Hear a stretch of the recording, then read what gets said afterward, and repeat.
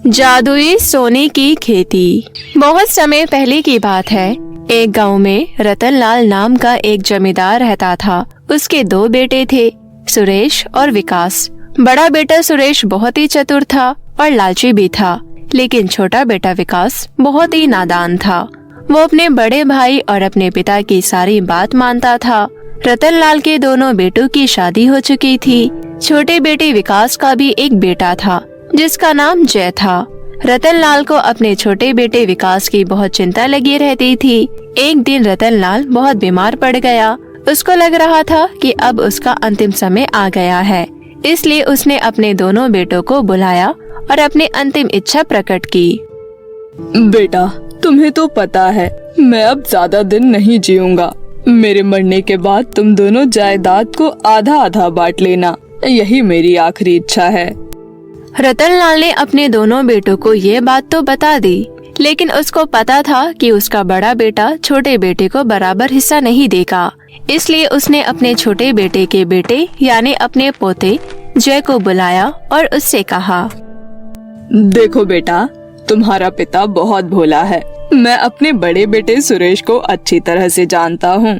अगर उसने मेरे मरने के बाद जायदाद के बराबर हिस्से किए तो ठीक है, लेकिन अगर कुछ गड़बड़ किया तो तुम्हें वही करना है जैसा तुम्हें मैं बता रहा हूँ।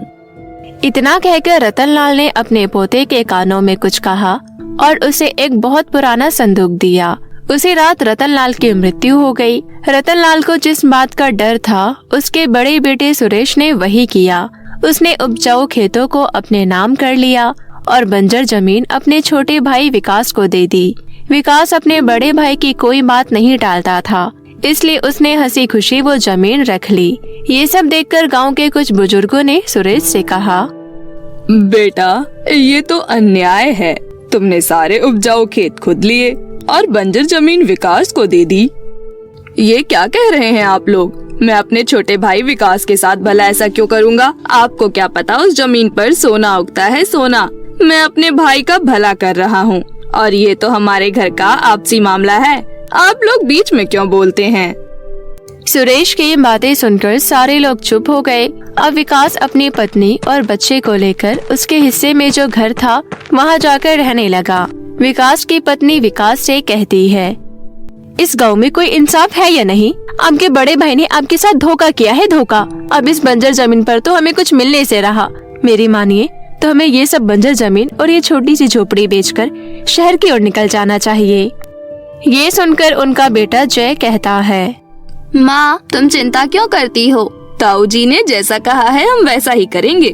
उन्होंने ये कहा है कि इस खेत पर सोना उगेगा। किसी भी जमीन पर भला कभी सोना उगा है क्या? इस बंजर जमीन पर एक फूल तो उगेगा नहीं और तो सोने की बात कर रहा है। नहीं माँ, दादाजी ने मुझे सब बताया था कि हम इस जमीन पर सोना उगा सकते हैं, और वो हम कैसे उगाएंगे इसका उपाय भी मुझे दादाजी ने बताया था। नहीं बेटा, दादाजी तुम्हें सिर्फ तसल्ली दे रहे होंगे। किसी जमीन पर कोई भी कभी भी सोना नहीं उगा सकता। अपने माता पिता की बात सुनने के बाद जय घर के अंदर जाता है और पलंग के नीचे रखे एक संदूक को उठाता है।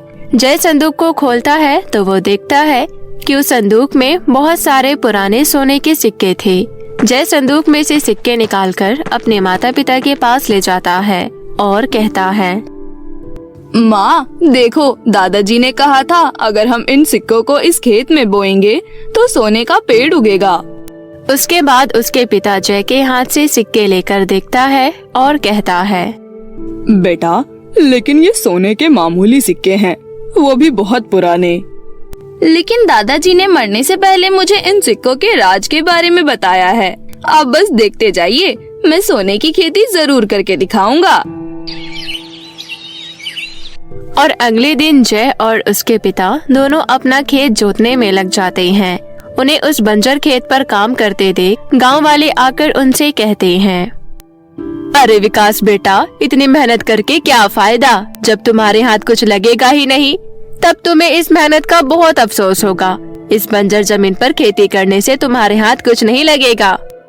विकास पर गांव वालों की बातों का असर हो इससे पहले ही जय कहता है, कोशिश करने में क्या जा रहा है काकी, आप जाइए ना, अपना काम कीजिए।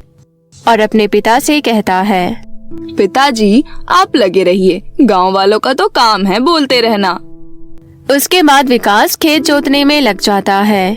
उसके बाद जय अपने हाथों से संदूक से निकाले हुए सिक्कों को खेत में बीज की तरह बो देता है और अपने पिता को कहता है, पिताजी, अब आप बिल्कुल चिंता मत कीजिए, अब आप थोड़ा आराम कीजिए।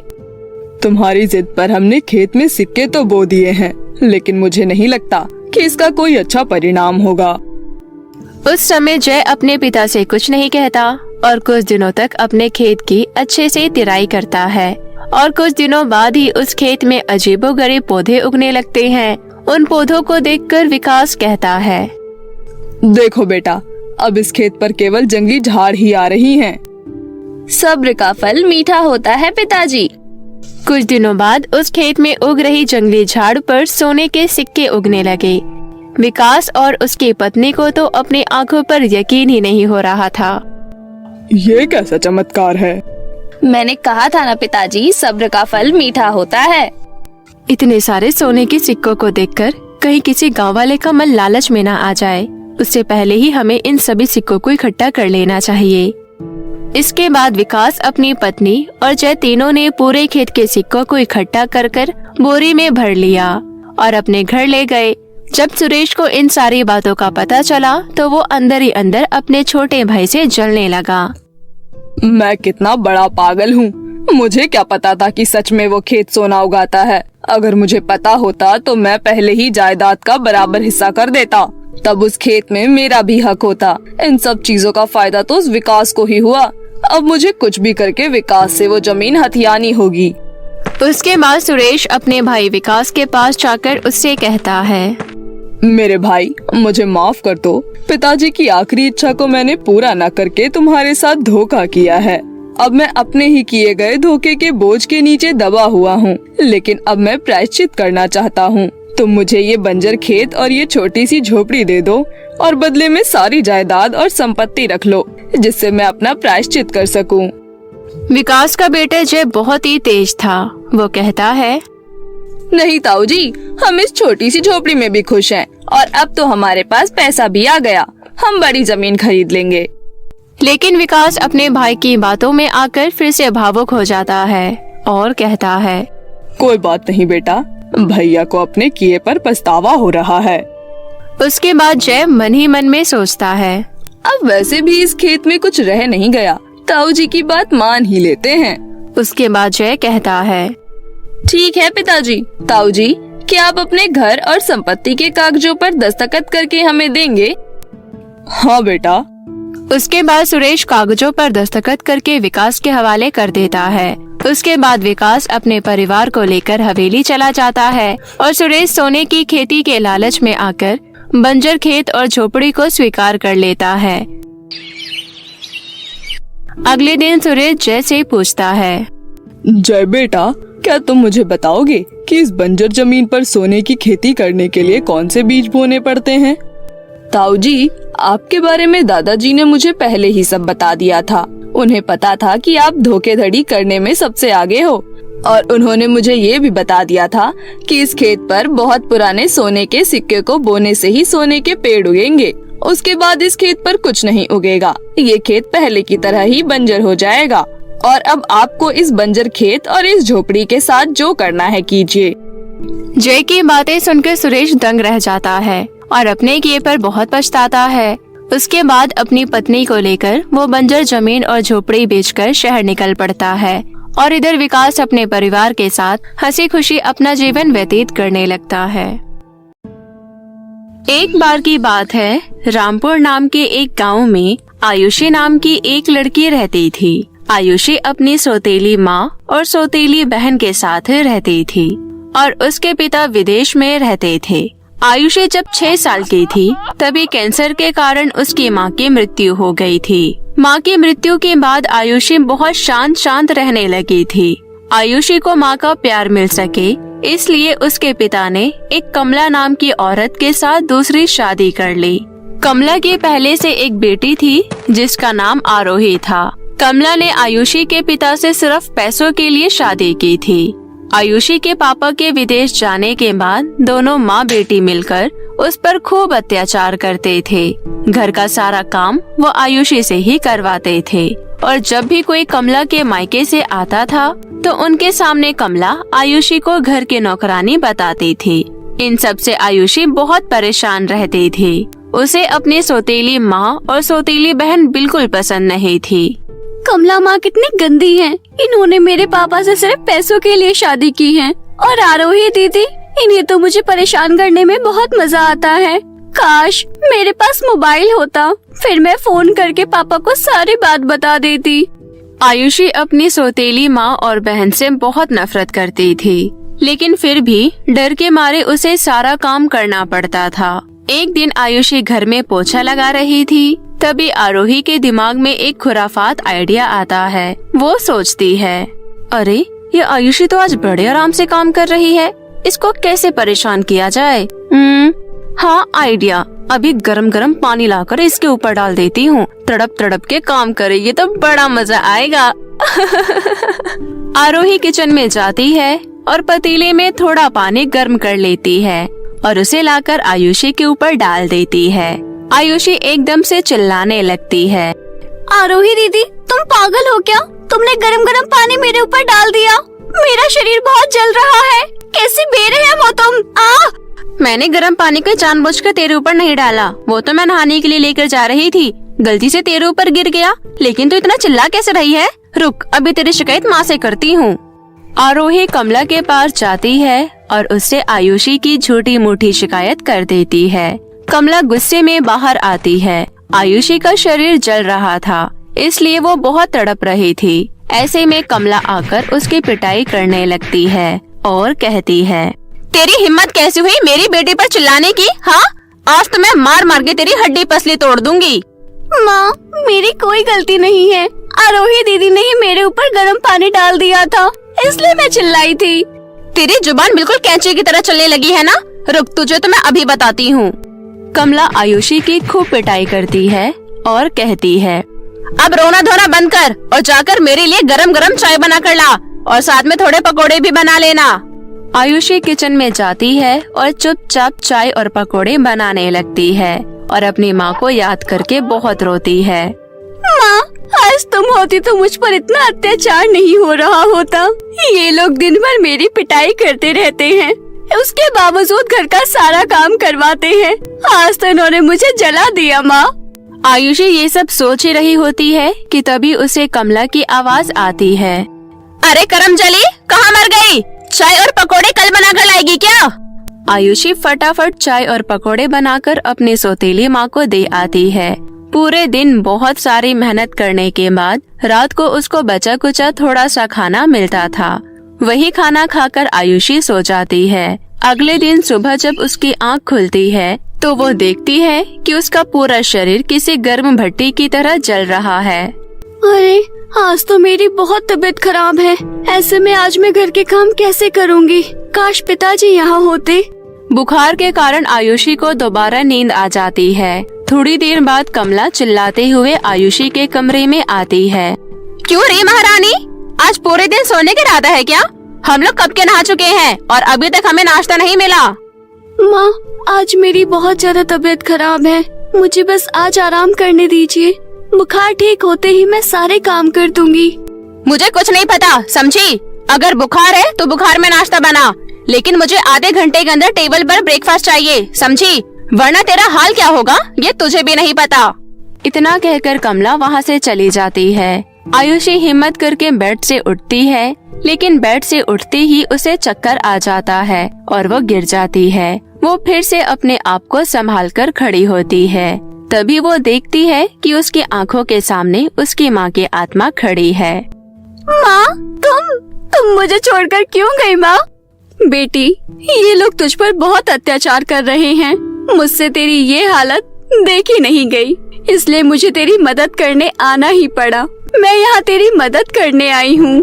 माँ, ये लोग मुझ पर बहुत अत्याचार करते हैं।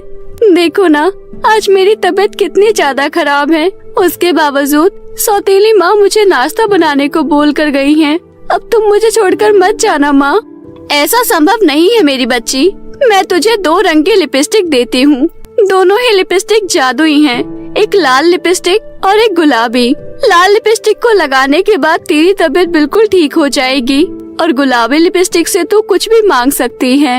इतना कहकर आयुषी की माँ उसको जादुई 2 रंग की लिपस्टिक देकर वहाँ से गायब हो जाती है। आयुषी लाल वाली लिपस्टिक अपने होठों पर लगा लेती है। लाल वाली लिपस्टिक होठों पर लगाते ही उसकी तबीयत बिल्कुल ठीक हो जाती है, जैसे कि उसे कुछ हुआ ही ना हो। उसके बाद आयुषी पिंक लिपस्टिक लगाकर किचन में जाती है और कहती है, सारा खाना अपने आप बन जाए। उसके ऐसा कहते ही सारा खाना खुद बन जाता है और आधे घंटे से पहले ही आयुषी सारा खाना डाइनिंग टेबल पर लगा देती है। इस प्रकार अब आयुषी सारे काम मजे मजे में कर लिया करती थी। उसे अब खुद से ज्यादा मेहनत नहीं करनी पड़ती थी और जब भी कमला उसकी पिटाई करती थी वह लाल लिपस्टिक लगाकर खुद को ठीक कर लेती थी। इसी तरह काफी दिन बीत जाते हैं। एक दिन आयुषी घर में झाड़ू लगा रही थी और साथ में गाना गुनगुना रही थी। वहीं पर आरोही बैठी हुई थी। आरोही सोचती है, आजकल ये बड़ा खुश रहती है। माँ से पिटाई खाने के बाद भी इसको कोई फर्क नहीं पड़ता और काम भी बड़े मन से करती है। आखिर इसको हुआ क्या है? खैर कुछ भी हुआ हो, मुझे तो इसकी पिटाई करवाने में बहुत मजा आता है। इस बार मैं इसको अच्छा मजा चखाऊंगी। आरोही के दिमाग में एक खुराफाती आइडिया आता है। माँ कल ही एक बहुत महंगी लिपस्टिक खरीद कर लाई है। उस लिपस्टिक को मैं तोड़ देती हूँ और नाम आयुषी पर लगा दूंगी।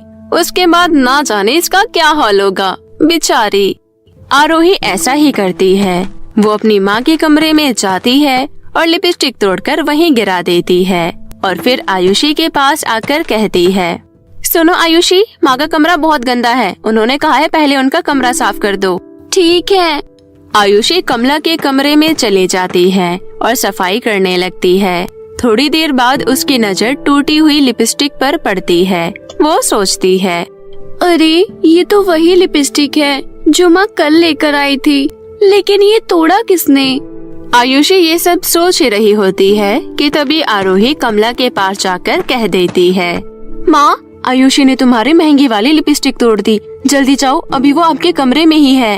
कमला ये सुनकर आग बबूला हो जाती है और भागते हुए अपने कमरे में जाती है। वो आयुषी को वहाँ देखकर बहुत गुस्सा हो जाती है और कहती है, तूने मेरी इतनी महंगी लिपस्टिक तोड़ दी? तुझे पता है इसके बदले तुझे कितनी बड़ी सजा मिल सकती है? नहीं माँ, मैं तो यहाँ पर सफाई करने आई थी और ये लिपस्टिक पहले से ही टूटी हुई थी। मुझे यहाँ आरोही दीदी ने भेजा था। तो कहना क्या चाहती है कि लिपस्टिक मैंने तोड़ी है और मैं तेरा नाम लगा रही हूँ? देखा मैं तुमने, ये हम दोनों के बीच फूट डालना चाहती है। सुन आयुषी की बच्ची, तू अभी के अभी इस घर से निकल जा। तेरा बाप को कह दूंगी कि तू भाग गई। निकल अभी। कमला धक्के मारकर आयुषी को घर से बाहर निकाल देती है। आयुषी अपने दोनों लिपस्टिक लेकर घर से बाहर चली जाती है और बहुत परेशान होती है। माँ ने तो मुझे मेरे घर से ही बाहर निकाल दिया।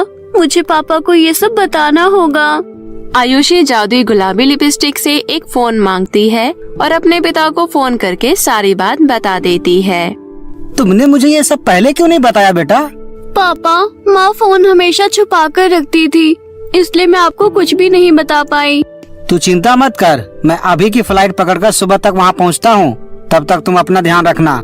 इसके बाद आयुषी के पापा फोन काट देते हैं और अगले सुबह आयुषी के पास पहुँच जाते हैं और आयुषी को लेकर सीधा घर जाते हैं। आयुषी के साथ उसके पापा को देखकर कमला घबरा जाती है और कहती है, अरे आप आ गए। आयुषी बेटा, तुम कहाँ चली गई थी?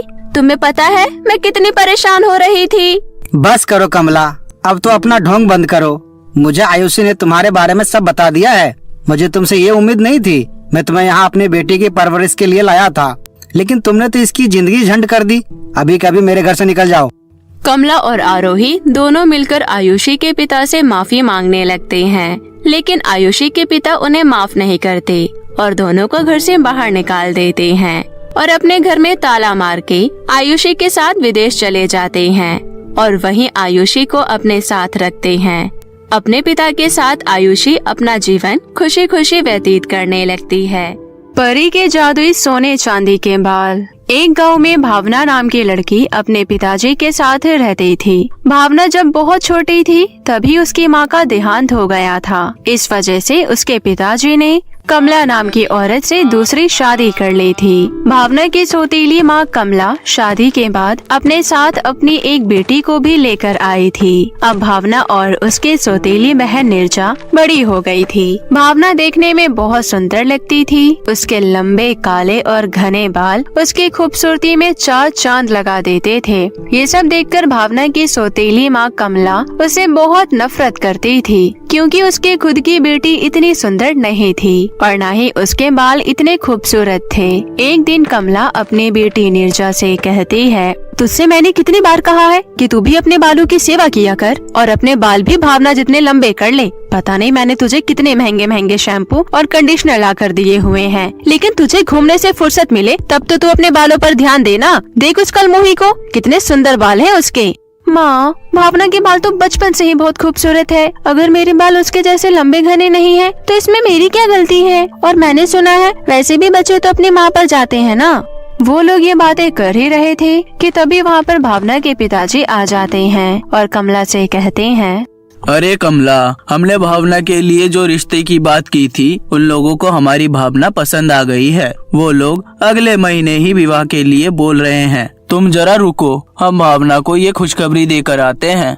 इसके बाद भावना के पिता भावना के कमरे में जाते हैं और उसे ये खुशखबरी सुनाते हैं। लेकिन शादी की बात सुनकर भावना कहती है, क्या पिताजी आप भी ना? हमने आपको कितनी बार बोला है हम आपको छोड़कर कहीं नहीं जाएंगे, हमें कोई विवाह नहीं करना। नहीं भावना बिटिया, ऐसा नहीं बोलते। हर लड़की के पिता की आस होती है कि उसकी पुत्री विवाह करके खुशी खुशी अपने ससुराल जाए। और तुम्हारे होने वाले ससुर शहर के जाने माने बिजनेसमैन हैं। हमें पता है तुम उनके बेटे के साथ बहुत खुश रहोगी। अपने पिताजी की ये बात सुनकर भावना शादी के लिए मान जाती है। फिर भावना की शादी तय हो जाती है। भावना के पिताजी भावना के होने वाले ससुर से बात करके शादी की डेट भी फिक्स कर लेते हैं। भावना को अच्छा और पैसे वाला घर मिलता देख उसके सौतेली माँ कमला जलन से भर जाती है और वो मन में सोचती है, मेरी बेटी का रिश्ता भी तो इतने अच्छे घर में हो सकता था, लेकिन इस भावना की वजह से ये संभव नहीं हो पाया। मैं भी देखूं जरा इसका विवाह इतने बड़े घराने में कैसे होता है।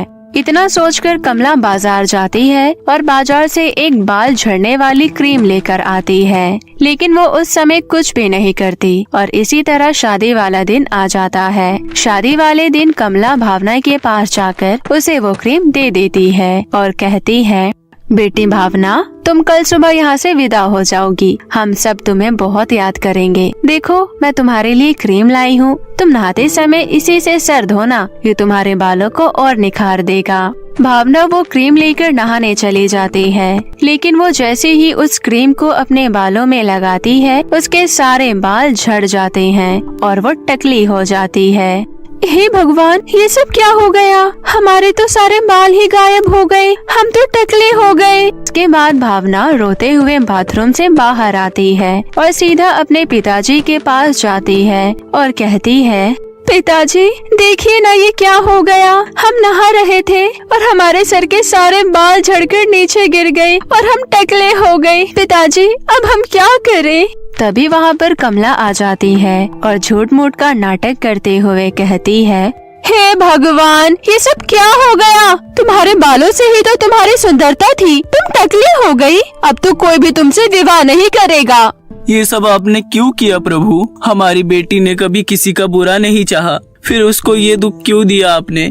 उसके बाद जब ये बात लड़के वालों को पता चलती है तो भावना का रिश्ता टूट जाता है। भावना के पिता भी अब भावना को लेकर बहुत दुखी रहने लगे थे।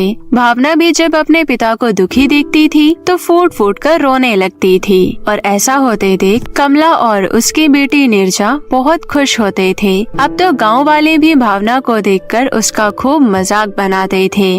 अरे ये कितनी बुरी लग रही है। हाँ बहन, तुम सही कह रही हो, इसको तो देखकर डर लग रहा है।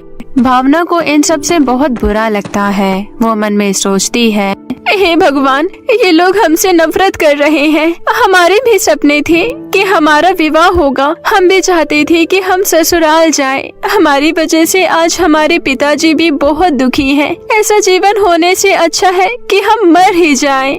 ऐसा सोचते सोचते भावना सीधा चली जा रही थी, लेकिन तभी उसके सामने एक परी प्रकट होती है जो कि बिल्कुल हूबहू उसकी सगी माँ की तरह दिख रही थी। भावना अचानक से उस परी को देखकर कहती है, कौन है आप? आप तो हमारी माँ की तरह लग रही हैं। भावना बेटी, मैं तुम्हारी माँ ही हूँ। ये मेरा दूसरा जन्म है। हम आपसे बहुत नाराज हैं। आप क्यों चले गए थे हमें अकेला छोड़कर? आज हम बहुत दुखी हैं और हमारे पास कोई है भी नहीं जिससे हम अपना दुख बांट सके। इसलिए तो मैं यहाँ आई हूँ ताकि मैं तुम्हारी मदद कर सकूँ। तुम बहुत अच्छी लड़की हो, तुम्हें इस तरह निराश होने की आवश्यकता बिल्कुल नहीं है। मैं तुम्हारे बाल ऐसे कर दूंगी कि तुम्हें देखने वाला तुम्हें देखता ही रह जाएगा। मैं तुम्हारे सर पर सोने और चांदी की तरह दिखने वाले बाल प्रकट कर दूंगी। इतना कहकर वो परी अपनी छड़ी घुमाती है और भावना के सर पर सोने और चांदी के बाल आ जाते हैं। भावना के ये सोने और चांदी के मिश्रण वाले बाल उसकी खूबसूरती को और बढ़ा रहे थे। अब वो पहले से भी ज्यादा खूबसूरत दिखने लगी थी। परी माँ, ये बाल तो हमारे पहले वाले बालों से भी ज्यादा खूबसूरत हैं। आपका बहुत बहुत धन्यवाद। आपने हमारी सारी परेशानी दूर कर दी। आप खुशी खुशी अपने घर जाओ बेटी, कभी भी निराश मत होना। इसके बाद भावना खुशी खुशी अपने घर की ओर जाने लगती है। तभी रास्ते से अपनी कार में उस गांव के जमींदार का बेटा जा रहा था। तभी उसकी नजर भावना के बालों पर पड़ती है, परंतु वो भावना का चेहरा नहीं देख पाता और इतने में भावना उसकी आंखों से ओझल हो जाती है। अरे, ये इतनी खूबसूरत बालों वाली लड़की कौन थी हमारे गांव में? मैंने आज से पहले ऐसी लड़की कभी नहीं देखी। लेकिन ये अचानक कहाँ चली गई? जब उसके बाल इतने खूबसूरत थे तो वो खुद कितनी खूबसूरत होगी। दूसरी तरफ भावना अपने घर पहुंच जाती है और अपनी सौतेली माँ और बहन के डर से अपने बालों को दुपट्टे से ढक लेती है। सर को दुपट्टे से ढका देख भावना की सौतेली माँ बहुत खुश होती है और अपनी बेटी से कहती है, देखो तो जरा, मैंने उसको अपना सर दुपट्टे से ढकने पर मजबूर कर ही दिया। माँ, आपने बहुत अच्छा किया कि इसको टकला कर दिया। उधर जमींदार का बेटा भावना के ख्यालों में खोया रहता है। उसके दिमाग से भावना के सुंदर बाल जा ही नहीं रहे थे। तभी जमींदार वहाँ आता है और अपने बेटे को ख्यालों में खोया देख बोलता है, बेटा, आप किसके ख्यालों में खोए हुए हैं? कुछ नहीं पिताजी, आज मैंने गांव में एक ऐसी लड़की देखी जिसे मैंने आज से पहले कभी नहीं देखा, पर मैं उसका चेहरा नहीं देख पाया। मैंने सिर्फ उसके बाल देखे। उसके सोने चांदी के बाल इतने खूबसूरत थे कि मेरा दिल उस पर आ गया। मैंने निश्चय किया है कि अगर वो लड़की मुझे मिल जाए तो मैं उससे विवाह करूँगा। बेटा, आप ये कैसी बातें कर रहे हैं? किसी के सोने चांदी के बाल थोड़ी ना होते हैं। जरूर आपको कोई भ्रम हुआ होगा। इतना कहकर जमींदार वहाँ से चला जाता है। फिर जमींदार का बेटा अपने एक नौकर को बुलवाकर पूरे गांव में ये ऐलान करवा देता है कि गांव में जिसके सोने और चांदी के बाल होंगे, जमींदार का बेटा उसी से विवाह करेगा। गांव की सभी औरतों ने जब ये बात सुनी तो सबने अपनी बेटियों के बाल नकली कलर से रंग दिए। उन्हीं औरतों में से एक थी कमला, जिसने अपनी बेटी निर्जा के बाल भी नकली सोने चांदी के कलर से रंग दिया। अब तक गाँव की सभी लड़कियों के बाल सोने और चांदी के हो गए। ये सब देखकर जमींदार का नौकर असमंजस में पड़ गया। वो जमींदार के बेटे के पास पहुंचा और बोला, छोटे मालिक, बहुत बड़ी समस्या आ गई है, क्योंकि गांव में जितनी लड़कियां विवाह योग्य हैं, सबके बाल सोने चांदी के हैं। ऐसे में कुछ समझ नहीं आ रहा कि असली सोने चांदी के बाल किसके हैं। आप चिंता ना कीजिए रामू काका, सच का पता लगाने के लिए मेरे पास एक उपाय है। कल ही गांव की सभी लड़कियों को हमारी हवेली में बुलाइए। इसके बाद वो नौकर गांव की सभी लड़कियों को हवेली में आने का न्योता देता है। फिर उसकी नजर भावना पर पड़ती है, जिसने सर पर दुपट्टा रख रखा था। ये कौन लड़की है? सुनो लड़की, कल तुम्हें भी आना होगा। तभी बिना देरी किए कमला कहती है, अरे ये तो टकली है, इसका क्या काम हवेली में। वो जमींदार का नौकर कमला की बातों पर ध्यान नहीं देता और सभी लड़कियों के साथ भावना को भी हवेली में आने का न्योता देता है। अगले ही दिन सारी लड़कियां वहां पहुंच जाती है। फिर जमींदार का बेटा कहता है, मैंने आप सबको इसलिए यहाँ आमंत्रित किया है ताकि मैं अपने लिए उचित वधू ढूंढ सकूं। मुझे सिर्फ एक लड़की की तलाश थी, लेकिन आप सभी ने अपने बाल सोने और चांदी के रंग में रंग लिए। अब मुझे अपने तरीके से उस लड़की की तलाश करनी पड़ेगी। इतना कहकर जमींदार का बेटा सभी लड़कियों को एक एक करके अपने सर पर पानी डालने के लिए कहता है। एक एक करके सभी लड़कियां अपने सर पर पानी डालती है और उनके बाल धुलकर पहले जैसे हो जाते हैं। फिर लास्ट में भावना की बारी आती है, लेकिन भावना नहीं डालती तो जमींदार का बेटा बोलता है, आप अंतिम लड़की रह गई है। आप अपने सर से ये दुपट्टा हटाइए और अपने सर पर पानी डालिए। तभी कमला कहती है, लेकिन ये तो टकली है, इसके तो सर पर बाल ही नहीं है। भावना घबराते हुए सर से अपना दुपट्टा हटाती है। गांव के सभी लोग भावना के बाल देखकर हैरान हो जाते हैं। फिर भावना अपने सर पर पानी डालती है। उसके बाल तो सचमुच सोने चांदी के थे। ये देखकर जमींदार का बेटा बहुत खुश हो जाता है और तुरंत भावना के पास जाकर कहता है, मैं आपसे विवाह करना चाहता हूँ। मैंने आपको पहले ही देखा था, परंतु मैं आपका चेहरा नहीं देख पाया। क्या आप मुझसे विवाह करने के लिए राजी है? आपको पति के रूप में कौन नहीं पाना चाहेगा, ये तो हमारा सौभाग्य होगा, लेकिन हम अपने पिताजी की इजाजत के बगैर आपको कुछ नहीं कह सकते। उसके बाद भावना के पिता से शादी की मंजूरी ली जाती है। वो खुशी खुशी शादी की मंजूरी दे देते हैं, बल्कि वो इस प्रस्ताव से बहुत ज्यादा खुश होते हैं। भावना को उसकी अच्छाई का फल मिल जाता है और कुछ ही दिनों में जमींदार के बेटे के साथ उसका विवाह हो जाता है और कमला अफसोस ही करती रह जाती है। तो मेरे प्यारे दोस्तों, कैसी लगी आपको हमारी ये कहानी? हमें कमेंट करके जरूर बताएं और इसे अपने दोस्तों के साथ भी शेयर करें। और हाँ दोस्तों, अगर आपने अब तक हमारे चैनल किट्टू टीवी को सब्सक्राइब नहीं किया है तो जल्दी से नीचे लाल बटन दबाकर अभी कर ले। तो मिलते हैं आपसे फिर किसी नई कहानी के साथ। तब तक के लिए आप अपना ध्यान रखें। धन्यवाद।